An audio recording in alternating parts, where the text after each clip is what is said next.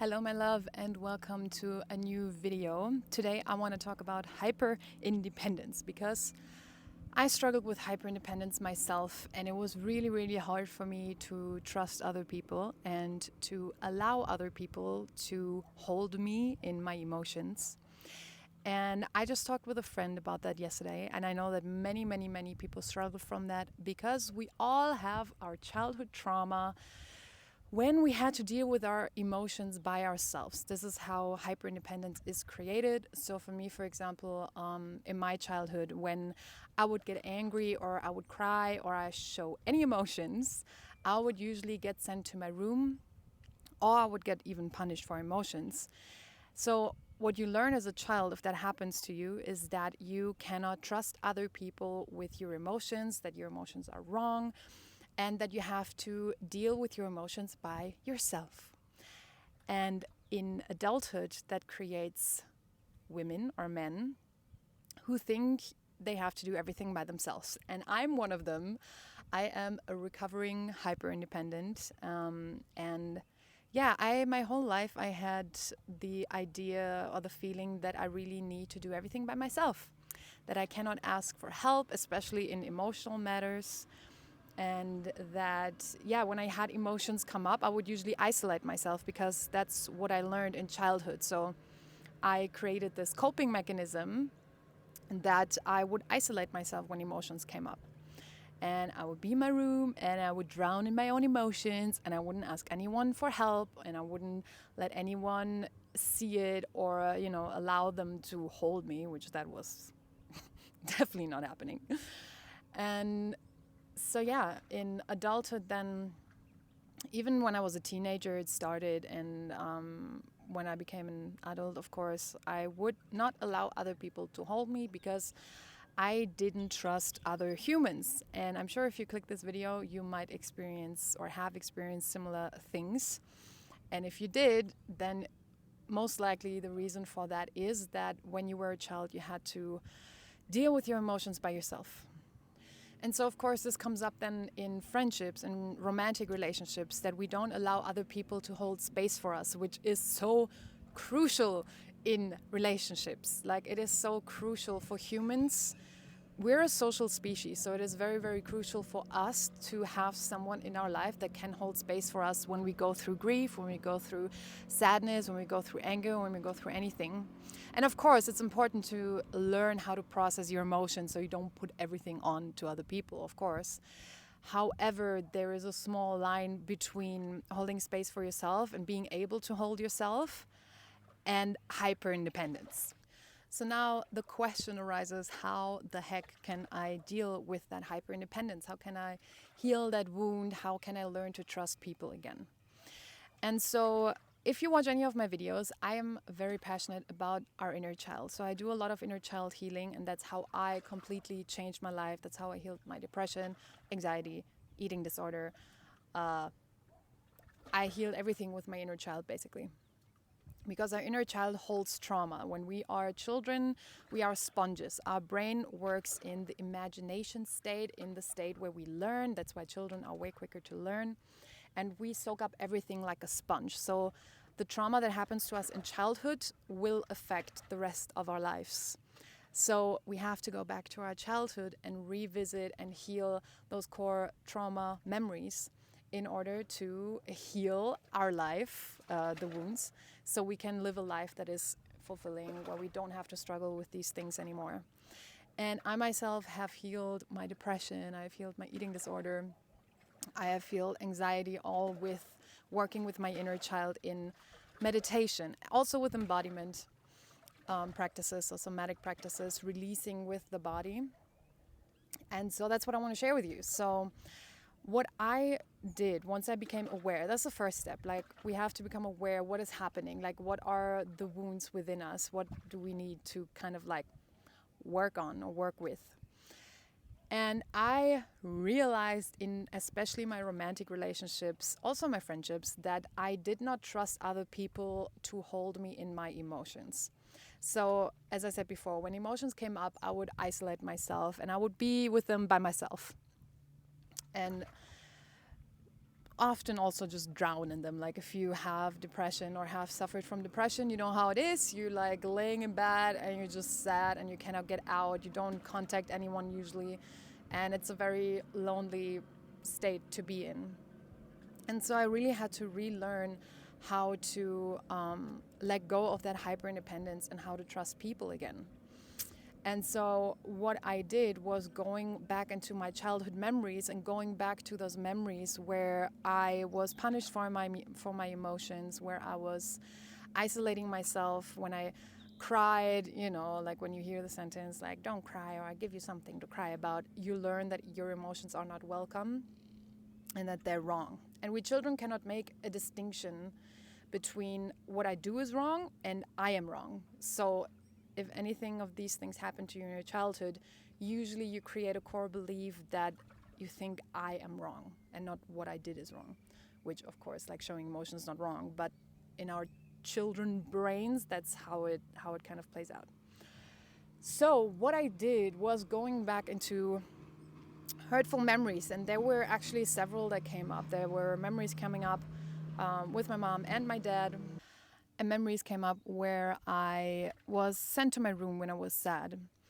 And I remember how lonely I felt when I was in my room and I cried and I sobbed and no one was there to hold me and I felt super lonely. And what I did when that memory came up in my meditation was that I saw myself the way I am now, my adult self, coming into my room and holding me. And I started crying, like in real life. During the meditation, I started crying because I was in the perspective of my inner child. And I allowed myself to cry while feeling held by my adult self. And then even my mom came in and she held me too.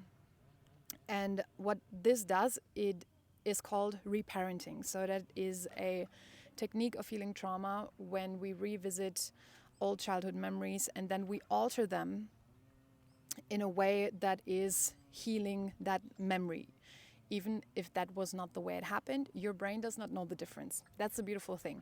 Our brain, if you know Dr. Joe Dispenza, you know the science behind that, but our brain does not know the difference if we imagine it and feel it in our head or if it is actually happening. So in our brain, we are rewiring these memories and we are reprogramming our brain basically, and that's how we can heal. And so that's what I did, and it was a very, very healing experience, like being in a meditation then of course as well, like you're in your subconscious mind. So experiencing that on that subconscious level is really, really healing. And then really not just visualizing but feeling it in your body, how it feels to be held by either your adult self or your parent or anyone else. Like it can be anyone that you trust. It can be an aunt, it can be a friend, or it can be yourself. And then, revisiting that memory, holding yourself and really feeling in your inner child's consciousness how it feels to be held by another person and to feel that nourishment, that non-judgment, that just being held as you are. And then once you do a meditation like this, of course, it is important to bring this healing into our actual life and to then take action on it, right? So what happened for me, I was in a romantic relationship that I'm still in. And he was the first person that I allowed to hold me in tears, to hold me in my darkness, to hold me in my mess. And so I remember the moment, like I was going through some process. I don't remember the process, but I was going through some kind of process and I was in a separate room and I was going through it and I was crying. And I actually asked him to join me and I asked him to hold space for me. And he did. And that was one of the most healing experiences I think I've ever felt, because my whole body, my whole nervous system was just like, taking a deep breath, because I finally felt this is how it feels like to be supported emotionally. What? And that was such a big step for me because, like, I was a very, very hyper independent person and I always dealt with my emotions by myself.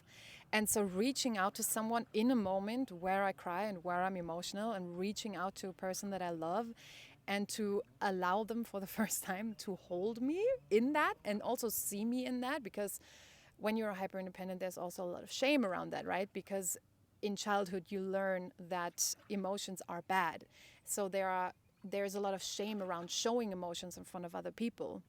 So yeah, me reaching out to him and being actively seeking his support was a really big step for me.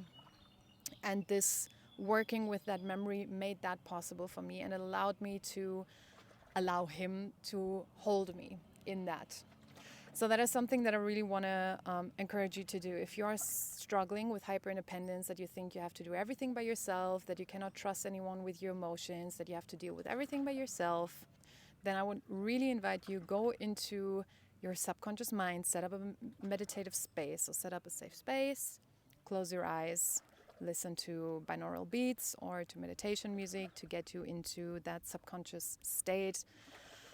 Take deep breaths, and then your mind usually, or your consciousness will usually provide you with the images that need attention.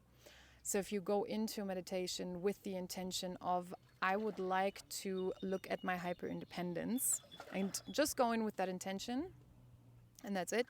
And then usually memories will pop up, images pop up, or scenes pop up, or, it's like your body knows what to work with. And if nothing shows up, then that might be a sign that it is not time at this moment to work with these things. And that's also fine. Like, healing should be a very natural process. Like, yes, we can have intention for our healing, but also it is important to not force our healing. Like, sometimes we are in situations where certain things are not as accessible for us yet.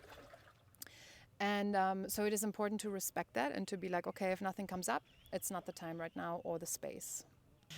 And so once you have done the work on your subconscious level, so worked with yourself, it is time then to bring that out into the world and to actually live the healing that you have done. Meaning, the next time you feel emotional, asking someone that you trust to hold space for you without any judgment, just also without any words. Like, there's no need for any words when there's space holding happening. Like, there don't need to be words. The other person does not need to try to fix you or anything. And be also, like, communicate that. Like, say, listen, at this moment, I would like you to just be here, to breathe with me, and to hold me in this without anything. Just being there, holding the space. And then see what happens with your body once you allow yourself and relax into that. And it might be a little hard at first, and maybe first it won't even work. That could also be, right? If we're working with these kind of traumas, sometimes it needs some time. And so, yeah, see how it feels for your body to be held by someone, and try to relax into that, and try to be like, okay, relax into someone holding you. Have compassion with yourself when it comes to these things. Like, we have to be really compassionate with yourself. Sometimes things take longer to heal. Sometimes it's quicker to heal than we think. Really, I will always say that. Have compassion with yourself when it comes to healing. These are very complex topics and complex traumas that we work with. And so, yeah, I hope this provides you with kind of like a guide on how you can deal with hyperindependence, and how to learn to trust other people again and let yourself be held by them. Because it is really important that even if you think it is not important, because that's what I used to think, that I don't need anyone, I can do everything by myself, I can hold myself, which of course it is important to hold yourself, to hold space for yourself as well. However, as social beings, it is so nourishing for us to be held by others. And it's also called co-regulation, by the way. That when our nervous system is in a state of arousal through stress or, emotions, crying, whatever, that when we breathe with another person, our nervous systems co-regulate. That means our nervous system kind of follows the nervous system of the other person, because usually the other person is not in that state, right? If someone holds space for us, their nervous system is usually normal, in a normal state. And so our nervous system regulates with the other person's nervous system. And that is called co-regulation. That in the best case you have experienced in your childhood, like when you cry as a baby or as a child, usually what should happen is that your mother or father picks you up and holds you and accepts you in that. However, if you're watching these videos, chances are that that was not the case. So we have to learn that now. And yeah, I hope this video could help you on this. If you have any questions, let me know in the comments. And I send you much, much love for your journey and a big hug. And I see you in the next one.